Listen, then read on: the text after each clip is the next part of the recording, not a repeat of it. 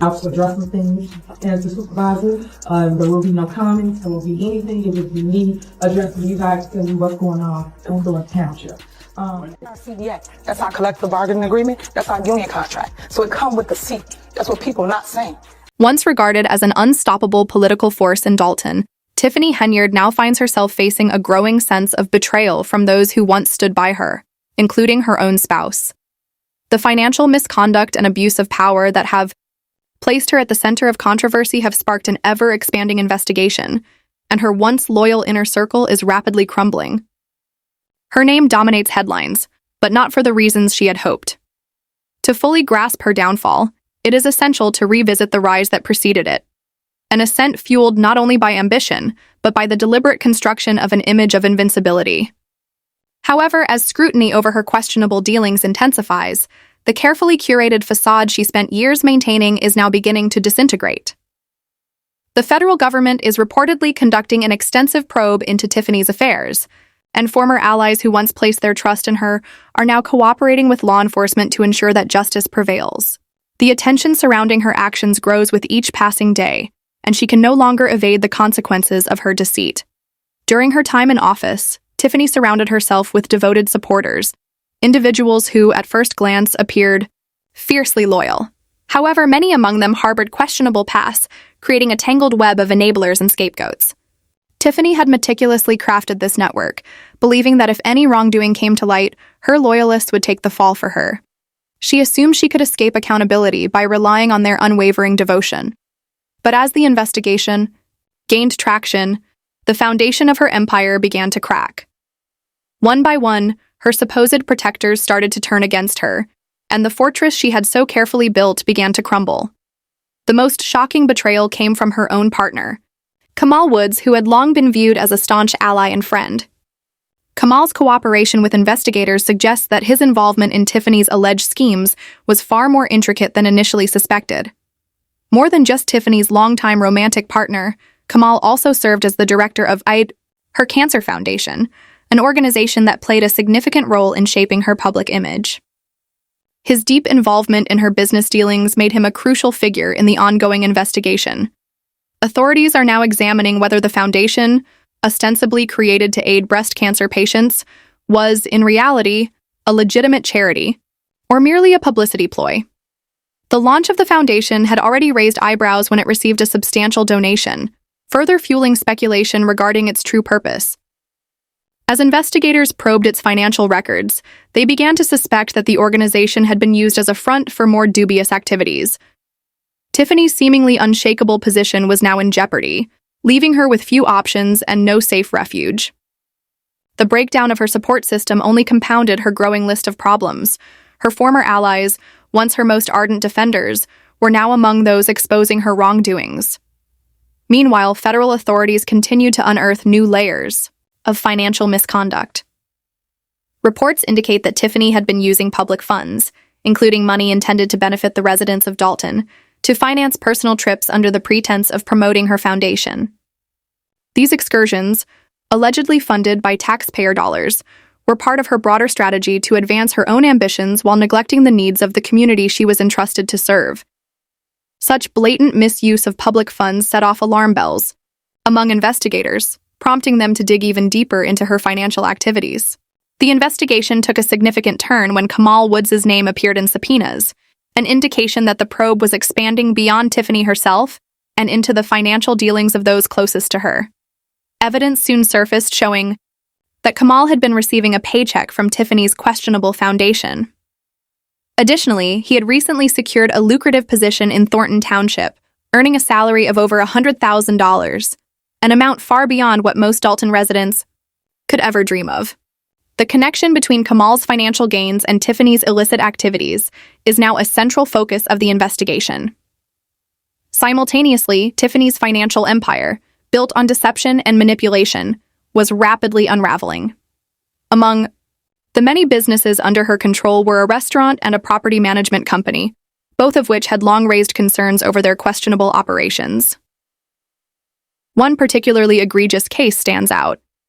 In 2019, a tenant lost their home due to hazardous living conditions, including mold and severe structural damage. This incident serves as a glaring example of Tiffany's disregard for the well-being of Dalton's residents. Rather than using her influence for the benefit of her community, she instead prioritized personal gain at their expense. Perhaps the most astonishing aspect of Tiffany's downfall is the extent to which her closest allies are now cooperating with law enforcement. Those who once shielded her from scrutiny are now providing critical information that could serve as the final blow to her political career. The most devastating betrayal of all, however, came from her own child's father, a figure once considered to be among the most trustworthy people in her life. His willingness to testify against her could prove to be the tipping point that dismantles the carefully orchestrated illusion she had spent years crafting. As the investigation continues to intensify, an increasingly damning picture of Tiffany's actions emerges. Her long history of cutting corners, abusing authority, and prioritizing self-interest over public service is now impossible to ignore. Tiffany Henyard's story serves as a cautionary tale of the perils of corruption and unchecked ambition. Even those who believe themselves to be untouchable can be brought down, often by the very individuals they once relied on for protection. What began as a rapid and seemingly unstoppable rise to power has now devolved into a dramatic and humiliating fall from grace. The supporters who once fortified her position are now abandoning her, ensuring that law enforcement has everything needed to hold her accountable. With each new revelation, Tiffany's fate appears increasingly sealed. The walls are closing in around her, and her once loyal allies are lining up to testify against her. With federal investigators tightening their grip and her inner circle collapsing, Tiffany's reign of deceit is coming to a swift and inevitable end. The investigation, however, is far from over. As more secrets are unearthed, one thing becomes abundantly clear. Tiffany Henyard will have to face the full weight of the consequences for her actions. Her story is a stark reminder of how fleeting power can be, and how quickly those who once stood beside you can turn against you in the blink of an eye. Damage, and then it leaked one into my kitchen, and the window sill leaked in my daughter's room. Except they weren't. Enter activist David Lowry, who called Dalton directly. Suddenly, the house deemed livable on September 3rd became unfit for occupancy on October 15th. Lowry's theory? The FBI launched an investigation into Tiffany Henyard's business dealings just 6 months after she assumed the role of supervisor for Thornton Township. Federal authorities had already requested all records related to her political fund, charity foundation, and township operations, clear evidence that her financial activities were under intense scrutiny. As the corruption probe deepened, more individuals stepped forward to expose Tiffany's actions, something she should have foreseen given the mounting controversy surrounding her administration from the very start. From day one, Tiffany faced increasing criticism, particularly from members of her own so-called Dream Team, a group she had personally selected to help manage the township. What was supposed to be a united front quickly turned into a disaster. For her, as the very people she had entrusted with power began to question her leadership and expose her unethical behavior. Among her initial closest allies were trustees Tiana Beller and Jason House, as well as village clerk Allison Key. However, they soon became some of her most vocal critics, unwilling to turn a blind eye to the questionable decisions she was making. As tensions escalated, the trustees, who had originally been chosen for their perceived loyalty, began collaborating with the village board to take legal action against her.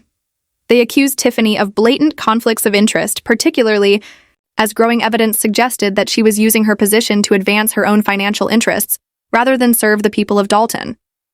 This controversy erupted just 6 months into her term, exposing deep fractures within her administration and fueling a rising wave of opposition against her. Instead of taking responsibility or addressing the trustees' concerns, Tiffany retaliated, in a desperate bid to maintain control. She accused them of intentionally stirring controversy and actively working against her so-called vision to make Dalton great. By painting herself as the victim of a political witch hunt, she sought to shift the narrative. However, rather than repairing relationships, her combative response only widened the divide between herself and the very people who had once stood by her. As the federal investigation into her business dealings intensified, it became increasingly difficult for Tiffany to maintain the illusion of legitimacy that she had so carefully constructed. The FBI broadened its inquiry to scrutinize every aspect of her political fund and charity foundation, raising even more concerns about the mismanagement of public funds under her leadership. What had once been mere whispers of corruption soon escalated into an avalanche of allegations, as more individuals came forward to expose the truth about her administration. The breaking point arrived when even Tiffany's most devoted supporters, realizing the potential legal consequences of remaining aligned with her, began publicly distancing themselves. Once seen as untouchable, Tiffany now found herself watching helplessly as her empire collapsed before her very eyes. Every attempt to silence her critics backfired spectacularly, reinforcing the widespread belief that she was more focused on protecting herself than on genuinely serving the people.